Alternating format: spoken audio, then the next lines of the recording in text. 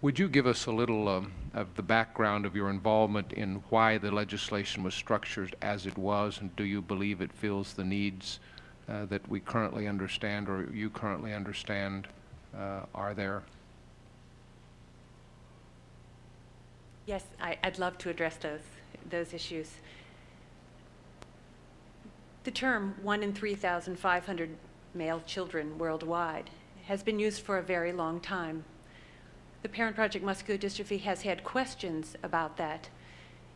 If, for instance, 2/3 of that disorder is by familial, is from families, and 1/3 is spontaneous mutation, one would assume that with genetic counseling, you could tip the scales so that the incidence would be less.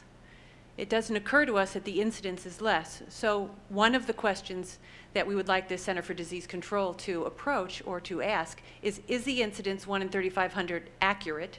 Has it changed? There's been a German study in 1997, and from the numbers of the German study, if you do the math, you could get the number 1 in 2,500, which certainly changes the incidence and prevalence of the disorder, and certainly the need for research. So these are the questions to start at the beginning and look at what is the incidence and prevalence.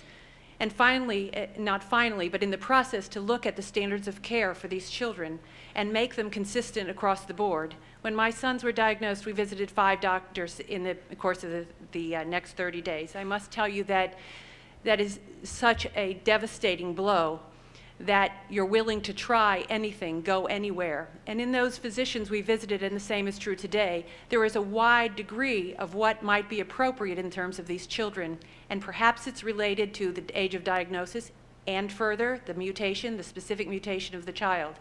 So we need to know those things. What is the standard of care? Will it vary for a child with a different mutation? And if there is a child or a young man with a different mutation that's doing very well, could we apply that compensatory mechanism, for instance, to the children who aren't doing so well to make them improve in their outcomes? So there are a certain number of questions that we think the bill addresses. We also think that in your own home state, Senator Specter, you have some very fine institutions, the University of Pennsylvania, University of Pittsburgh, with some very fine research. There are amazing scientists. The Muscular Dystrophy Association has developed a remarkable basis of information. And many of these people are collaborative at the same institution. Centers of excellence create a critical mass. There's Washington, D.C., with Dr. Eric Hoffman is here.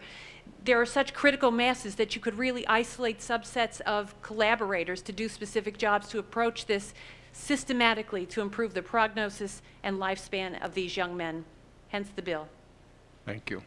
Thank all of you very much. Thank you, Senator Craig. Thank you very much, Ms. Furlong, Dr. Rosa, Mr. Deckard. We hear you, and we will try to help even more.